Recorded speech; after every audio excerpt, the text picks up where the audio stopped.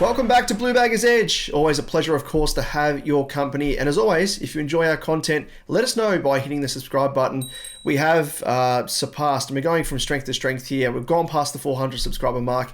We're on our way to 450 and well on our way to the elusive 500 subscriber mark. So if you can help us get there, that would be much appreciated. Now, today we're here to bring you some news regarding list changes, of course, as we prepare for the draft, with three more players making way in the form of Jack Carroll, Matt Carroll, and Sam Durdin. Now, we'll start with Durdin. He's been the ultimate journeyman, having played 22 games previously at North Melbourne from 2017 to 2020, where we then plucked him from the VFL in 2022 to shore up our tall defensive stocks. And whilst he's never really been truly seen as a best 22 player and more of a, break glass in case of emergency type player, he's played a total of 2 games across 3 seasons, the most recent of which was against his former side in the Roos this season, getting a super late call-up after he was initially ruled out through injury and then played through that injury.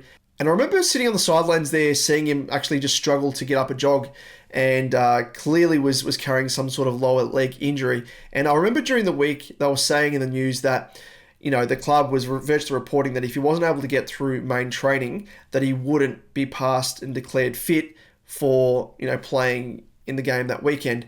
And strangely enough, he still played. So again, I don't know if that's sort of linked in with, getting rid of Andrew Russell, if that was his call, but stuff like that just really didn't really make sense. But anyway, that's by the by. And I think that virtually just summed up his time in the Navy Blue, because injuries, they crawled him throughout his career virtually, even when he was at North, but even more so when he was with us, when he was playing at VFL level. And I think with the arrival of Haynes, and obviously the club opting to keep Lewis Young, it did spell the end of the road for Durdin. Now, Matt Carroll is probably another one that you could put in the same injury-riddled basket. He battled injuries throughout his time at the club, really, after being taken with pick 15 in the 2023 rookie draft, with a groin injury, the main issue that's virtually wiped out his entire season. And I think from there, the clubs just looked a little bit closer and thought, well, in terms of his development, that's the season that's wiped out. The pick that they invested in was a rookie draft pick. Could they see any ceiling upside with him? Maybe not.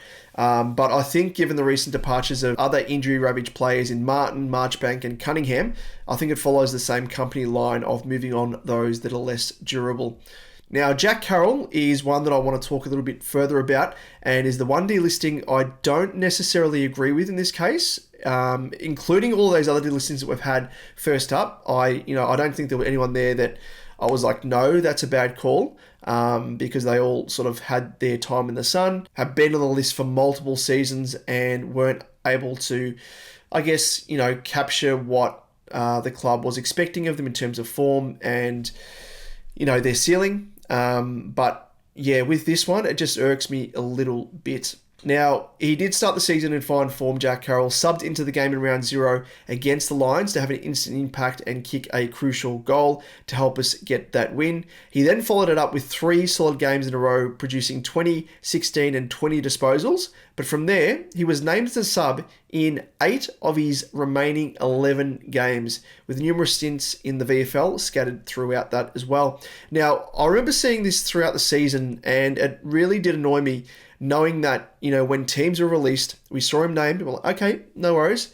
But as the season wore on, it was kind of like the amount of times that he was named as the starting sub, it was almost like a bit of a Groundhog Day, knowing that he was more than likely going to be named as the sub yet again. It just really annoyed me, because you see other guys on the side that you think that maybe they're more suited for the sub, especially considering the likes of, Fantasia is definitely one. I've spoken ad nauseum about him, who largely struggled to impact games and averaged 69% time on ground in full games, mind you, full games.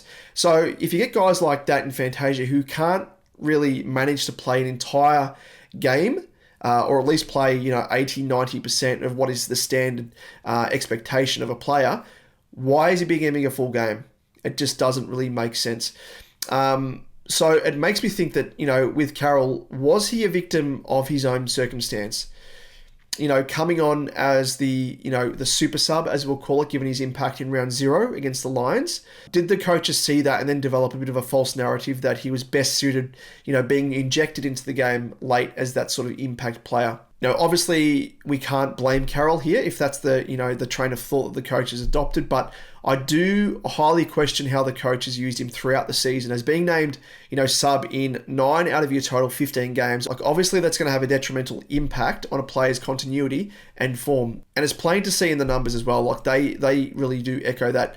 He was subjected to an average of 39% time on ground across those 9 sub-affected games. So from 9 of 15 total games, he played 39% time on ground on average. Like, how can you expect to develop your game off the back of that? And why not just play him in the VFL for an extended stint, to really work on his development and those deficiencies that the coaches are now delisting him for? It was one of the many things, I think, throughout the year where it came to selection where I think the coaches got it wrong. And it was virtually that one game that he played well as the sub. I can't recall like another game where he was named the sub, where he came on and had like that same impact that he had. It wasn't as if he was, injecting a bit of speed into the team, which is kind of how the coaches, traditionally use the role as the sub. So I think for me, viewing this, I don't think you can really blame the bloke for losing confidence in his game and his form dropping away to see him get dropped 4 times across the season. And the thing that gets me as well is that each time that he was recalled from the VFL, he was actually named as the sub in either his first or second game back from, returning. I just don't really understand the strategy. Like, how does that really build confidence in a player? I just don't really understand the strategy and thinking behind it on a consistent basis with the one player.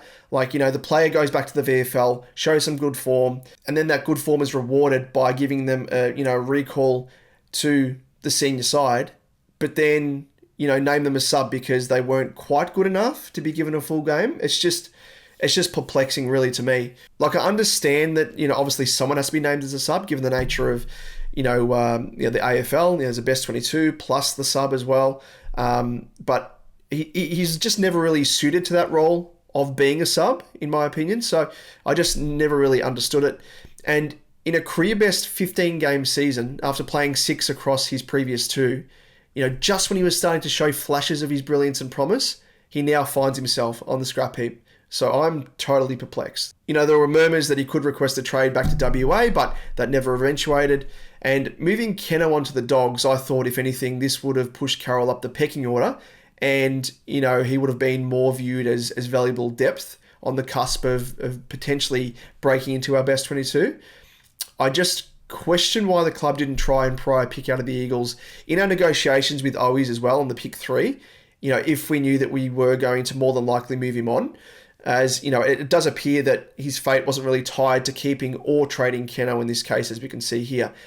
He mightn't net as much, but I'm sure that a club will be willing to part with either a future 3rd, maybe a 4th, or that equivalent pick, to give us, a pick in this year's draft, which is, of course, a strong draft, and give us an opportunity to take a flyer on another player this year. And looking at the list, I think it's incredibly dicey getting rid of valuable depth after a season where we saw the amount of injuries that we had across the season and the impact that those injuries had on our side and the makeup and chemistry of our team with the amount of players going in and out of the team. But, it seems that the club is backing in what we have already and what we could get in the draft, namely at pick 3 as well. So, in terms of our midfield core that have the ability to thrive playing on the inside role, obviously there's Cripper, Chera, Hewitt, Walsh as a bit of a hybrid. And then, of course, we have Lord as well as that new inclusion, and one I'm excited to see. But, I think Lord is probably that player that did overtake Carroll in the back part of the year when he came on. And it probably makes a bit more sense, but even more so, like, having said all that, like I just said, depth is such a valuable thing that we really can't take for granted. I know we've got on a new fitness boss this season heading into 2025, but, how much faith can we have in one guy, implementing a fitness regime that is going to get the best, physically and, fitness-wise out of our group. I just think it's still a big risk, and you still need to have those contingencies in place where if a key player goes down, or even a player that is, a second, third string behind the best player, that we have players waiting in the wings that can come in and have an instant impact.